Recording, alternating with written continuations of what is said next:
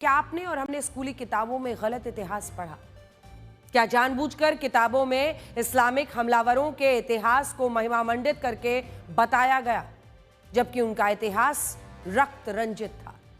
क्या सन 47 से लेकर अब तक साजिश के तहत इस देश की कई पीढ़ियों को गलत इतिहास बताया गया, या फिर अधूरा इतिहास बताया गया? एक ऐसा इतिहास जिसे वामपंथी इतिहासकारों ने रचा था, ऐसा इतिहास जिसमें बाबर को क्रूर शासक नहीं बल्कि एक कवि बताया गया जिसे गुलाब पसंद थे। एक ऐसा इतिहास जिसमें औरंगजेब को खूनी शासक नहीं बल्कि एक महान बादशाह बताया गया। इन तथ्यों पर बहस तो बहुत होती आई है, लेकिन अब सरकार ने इस गलत इतिहास को बदल दिया है। हम आपको दिखाएंगे एनसीईआरटी कक्षा 8 की सामाजिक विज्ञान की किताब में मुगल शासकों के धार्मिक फैसले, सांस्कृतिक योगदान और क्रूरता की नई व्याख्या की गई है। ये किताब 2025-26 एकेडमिक सेशन से ही स्कूलों में लागू होगी। इतिहास को लेकर ये सवाल उठते रहे हैं कि इतिहासकारों को भारतीय नायक नजर क्यों नहीं आए, या फिर जानबूझकर भारतीय नायकों के बारे में लिखा ही नहीं गया, बताया ही नहीं गया। इन इतिहासकारों ने हिंदुओं का, सिखों का, मराठाओं का समृद्ध इतिहास क्यों छिपाया, या सिखों और मराठाओं का इतिहास स्कूली किताबों में क्यों नहीं पढ़ाया जाता है, जबकि दूसरी तरफ इस्लामिक आक्रांताओं का पूरा 700 बरसों का इतिहास सल्तनत दल सल्तनत सिखाया पढ़ाया जाता है। दिल्ली सल्तनत, गुलाम वंश, दास वंश, मुगल काल तक कुल मिलाकर इतिहास ने लुटेरों का, हमलावरों का महिमामंडन ही किया, जबकि स्थानीय नायकों को उतनी तरजीह दी नहीं गई। लेकिन अब सरकार इतिहास को ठीक कर रही है, बदल रही है। जैसे अलाउद्दीन खिलजी के बारे में कहा गया है कि उसके सेनापति मलिक गफूर हमारे पास, इसीलिए हमने सोचा कि आज आपको पूरी किताब दिखाएं। ये exploring society India and beyond, जो क्लास 8 में किताब पढ़ाई जाएगी, उसी के पन्ने हैं। तो हम आपको सबसे पहले अलाउद्दीन खिलजी के बारे में जो कहा गया है वो बता देते हैं, फिर अकबर का पन्ना हम आपको इस किताब में दिखाएंगे, क्योंकि सबसे ज्यादा तो अकबर की ही मार्केटिंग की गई। अकबर द ग्रेट, अकबर महान, अकबर सबसे उदार। लेकिन अकबर के दो चेहरे हैं, दो अलग अलग परिस्थितियां बनी है, जो हम आज आपको इस किताब में दिखाएंगे। अलाउद्दीन खिलजी के बारे में कहा गया है कि उसके सेनापति मलिक गफूर ने श्रीरंगम, मदुरई, चिदम्बरम और रामेश्वरम में बहुत से हिंदू आस्था के केंद्रों को टारगेट किया। दिल्ली सल्तनत के दौरान बौद्ध, जैन और हिंदू मंदिरों पर बहुत से हमले हुए। ये सब कुछ इस किताब में एक एक करके हम आपको दिखाने वाले हैं। ये देखिए, अलाउद्दीन खिलजी का यही पन्ना है। इस हिस्से में आपको इस वक्त दिख रहा होगा स्क्रीन पर, ये देखिए, ये पूरा जो पैराग्राफ है इसमें बताया गया है कि कैसे उसने हमले किए, तोड़ा गया, क्योंकि यहाँ मूर्ति पूजा होती थी, आइडल वर्शिप के वो इतना खिलाफ था कि ये पूरा पैराग्राफ जो आप देख रहे हैं, हमने हाईलाइट भी किया आपके लिए, ये पूरा पैराग्राफ अलाउद्दीन खिलजी के बारे में है। जाजिया टैक्स पर लिखा गया है कि इस टैक्स से लोगों को बेइज्जती महसूस होती थी और ये इसलिए लगाया जाता था ताकि लोग इस्लाम धर्म अपना लें। कई इतिहासकार इस बात पर अड़ गए हैं कि जानबूझकर जो जिज़्या टैक्स लिया जाता था उसको धार्मिक रंग अब दिया जा रहा है किताबों में, क्योंकि इस बात का सीधे तौर पर आप कैसे प्रमाण के साथ कह सकते हैं कि जिज़्या टैक्स दरअसल दबाव था कि आप इस्लाम धर्म को कबूलें। पहले की किताबों में पढ़ाया जाता था कि जिज़्या टैक्स जमीनी कर की तरह ही लिया जाता था। यह हमेशा मतलब इस किताब में मुगल शासकों को भी पूरी तरह से एक्सपोज किया गया है, उनके बारे में वो लिखा गया है जो सच्चाई है, कुछ भी छिपाया नहीं गया है, जैसा कि पहले के इतिहासकारों ने किया था। और हम एक एक करके बताएंगे आपको। मुगल बादशाह बाबर, बाबर के बारे में किताब में लिखा है कि भले ही बाबर की आत्मकथा बाबरनामा में उसे एक सुशिक्षित, सुसंस्कृतिक और बौद्धिक व्यक्ति बताया गया, लेकिन था वो एक क्रूर, निर्मम शासक जिसने शहरों की पूरी आबादी को नरसंहार किया, महिलाओं बच्चों को गुलाम बनाया, जिन शहरों को लूटा जहां लोगों की हत्याएं की, वहां उनके कटे हुए सिरों के मीनार तक बना दिए। आप कल्पना कीजिए, लोगों के कटे हुए सिरों की मीनार बनाने वाले शख्स को महान सुल्तान अगर कहा जाए तो फिर सवाल तो उठते हैं कि क्या जानबूझकर गलत बात बताई गई। इससे पहले मुगल सल्तनत का ये चैप्टर 7वीं की सामाजिक विज्ञान की किताब में था और उसमें भी बाबर के बारे में पढ़ाया जाता था, लेकिन उसमें लिखा था कि बाबर को उनके घर से भगाया गया था, जिसके बाद उसने पहले काबुल जीता, फिर दिल्ली और फिर आगरा। लेकिन इस नई किताब ने वामपंथी इतिहासकारों का पूरा जो नैरेटिव था उसको ध्वस्त कर दिया है। इसी तरह से अब हम आते हैं सीधा अकबर के पन्ने पर। और अकबर का पन्ना आपको दिखाते हैं, क्योंकि अकबर को लेकर आपने देखा होगा फिल्म इंडस्ट्री में भी ये बाबर वाला हिस्सा है, लेकिन हम अकबर पर आते हैं ज़रा, क्योंकि अकबर को लेकर सबसे ज़्यादा महिमा मंडन अगर हुआ है तो वो अकबर को लेकर ही हुआ है। ये है अकबर का पूरा पैराग्राफ। इसी तरह से इसमें अकबर की क्रूरता के बारे में भी लिखा है। जो हाईलाइट किया हुआ पूरा हिस्सा आप देख रहे हैं इस वक्त, ये देखिए, ये वाला हिस्सा, ये पूरा जो आप हाईलाइटेड हिस्सा देख रहे हैं, ये पूरा हिस्सा अकबर की क्रूरता के बारे में लिखा है। लिखा है कि जब अकबर ने चित्तौड़गढ़ में राजपूतों के किले पर हमला किया तो 30,000 आम लोगों के नरसंहार का उसने आदेश दिया, जिसके बाद अकबर ने अपनी विजय का संदेश भेजा। और संदेश में क्या लिखा था, ध्यान से देखिए, हमने काफिरों के बहुत से किले और कस्बों को जीतकर कब्जा कर लिया है और यहां इस्लाम की स्थापना कर दी है। अपनी खून की प्यासी तलवार की मदद से हमने काफिरों के निशान मिटा दिए हैं उन जगहों पर और पूरे हिंदुस्तान में मंदिरों को नष्ट कर दिया है। ये अकबर का विक्ट्री संदेश है, ये कोई काल्पनिक बातें नहीं है। इन बातों को क्यों छिपाया गया?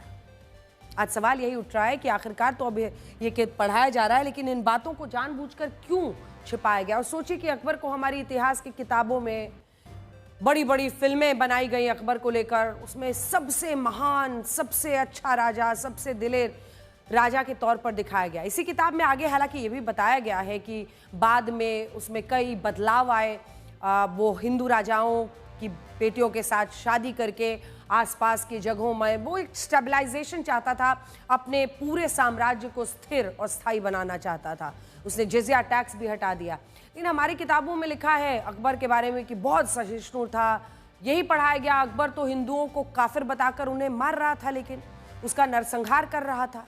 इतिहास गवाही देता है कि 30,000 से ज्यादा आम लोगों के नरसंहार का आदेश और उसके बाद विक्ट्री संदेश, जिसमें कहा गया कि काफिरों को हमने अपने भूखे तलवार से खत्म कर दिया है। संदेशे भिजवा रहा था कि हमने इस्लाम की स्थापना कर दी। इसी तरह से इस किताब में औरंगजेब के बारे में भी लिखा गया है। औरंगजेब को भी लेकर आपने देखा होगा कि औरंगजेब के बारे में कई लोग और खास तौर पर कई राजनीतिक पार्टियां हैं जो उनकी मज़ार तक पर पहुंचती हैं। किताब में लिखा है कि कुछ इतिहासकार ये तर्क देते हैं कि औरंगजेब के उद्देश्य राजनीतिक थे और इसके लिए वो ये उदाहरण देते हैं कि औरंगजेब ने मंदिर बनाने के लिए दान भी दिया था। लेकिन हकीकत ये है कि उसके फरमानों ने उसके धार्मिक उद्देश्यों को साफ किया था। उसने प्रांतों के गवर्नर्स को गुरुकुल मंदिर तोड़ने के आदेश दिए थे। उसने बनारस, मथुरा, सोमनाथ, जैन मंदिरों, सिखों के गुरुद्वारों को तोड़ा था। लेकिन इन सब पर काली चादर जैसे डाल दी गई ताकि वो अंधेरे में गुल हो जाए। हकीकत यह है कि इन मुगल शासकों का फर्जी इतिहास जो आज तक हमें पढ़ाया गया, उसी की वजह से इनका अब तक महिमा मंडन हो रहा है। जबकि हकीकत क्या है, ये एनसीईआरटी की नई किताब बता रही है। बाबर के वंशजों के काले कारनामे सामने आने से अब कोई रोक नहीं सकता। वामपंथी इतिहासकार अब इससे मुंह नहीं मोड़ सकते कि औरंगजेब एक बेहद बर्बर शासक था। उसने अपने भाई दारा शिकोह का सिर काटकर उसे पिता शाहजहां के सामने पेश किया था। उसने तमाम मंदिर तोड़े, सिख गुरुओं को निर्ममता से मारा। लेकिन आज भी बहुत से लोग ऐसे हैं जो इतिहास को सही किए जाने के इस फैसले से बहुत दुखी दिख रहे हैं।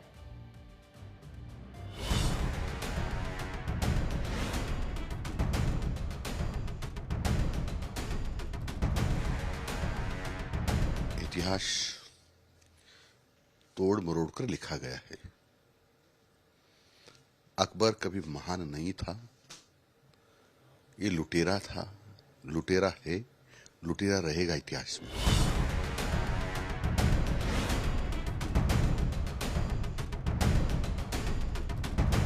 ये हमारे बच्चों की, हमारी जनरेशन की पढ़ाई में जो सांप्रदायिकता की बीज डालने का प्रयास कर रहे हैं, ये बेहद गलत है।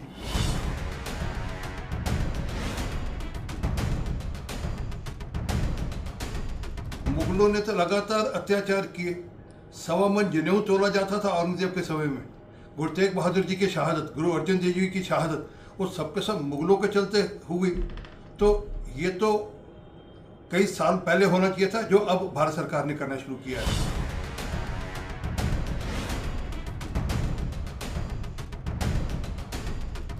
क्या आप स्टूडेंट को नफरत की तरफ ले जाना चाह रहे हैं? आप मराठाओं के बारे में पढ़ाएं, गुरु नानक देव जी के बारे में पढ़ाएं, गुरु गोविंद सिंह जी के बारे में पढ़ाएं, आप कृष्णा के बारे में पढ़ाएं, तो मुझे लगता है टारगेट क्या होना चाहिए, टारगेट होना चाहिए कि आपको सिर्फ उनको नॉलेज देनी है, ना ये टारगेट होना चाहिए कि आपको नफरत फैलानी है, स्टूडेंट को उनके दिमाग में डालना है।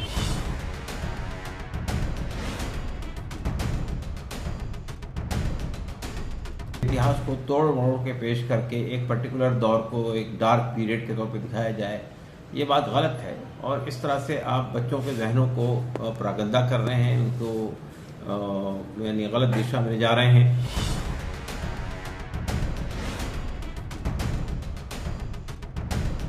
NCERT should not come under any pressure from any authority, including the state government or other governments. Congress के समय ये लिख करके बच्चों को पढ़ाया गया जो ठीक नहीं था, और अब मैं कह सकता हूं कि राजस्थान की पाठ्य पुस्तकों में कभी भी अकबर को महान नहीं पढ़ाया जाएगा। ये बात भी हकीकत है कि इन वामपंथी इतिहासकारों ने कभी भी भारत के स्थानीय नायकों को इतिहास में वो दर्जा नहीं दिया जो उन्हें मुगल और बाहर से आए लुटेरों को दिया था। अब देखिए, मैं अब आपके सामने राइज ऑफ मराठास, इतिहास में जो गलत हुआ उसे ठीक किया जा रहा है। इसीलिए अब देखिए, ये पूरा चैप्टर जो आप देख रहे हैं, राइज ऑफ मराठास, मराठों के इतिहास का पूरा चैप्टर मौजूद है। इससे पहले स्कूली किताबों में इतनी विस्तार में मराठाओं का चैप्टर नहीं पढ़ाया जाता था, लेकिन इस बार पूरा एक बड़ा चैप्टर मौजूद है जिसमें छत्रपति, एक एक करके मैं आपको दिखाती हूँ पन्नों को, अगर आप पलटेंगे ये देखिए, ये पूरा टाइमलाइन दिया हुआ है। छत्रपति शिवाजी महाराज, छत्रपति संभाजी महाराज के बारे में बताया गया, मराठा साम्राज्य कैसे पनपा, कैसे स्थापना की गई, भारत में कहाँ कहाँ फैला, ये सब बताया गया है। एक एक जो इंपॉर्टेंट पहलू, हु आर द मराठास, इसमें एक पूरा वो है।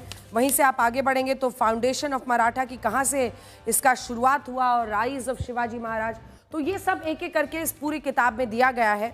और एक एक पन्ना इस बारे में, काफ़ी लंबा ये चैप्टर दिख रहा है, कई पन्नों का है। और द मराठाज आफ्टर शिवाजी, यानी उनके बाद भी पूरा मराठा एम्पायर का ये पूरा मैप इसमें, तो कई पन्नों का ये पूरा चैप्टर है जो इसमें पढ़ाया गया है और दिखाया गया है।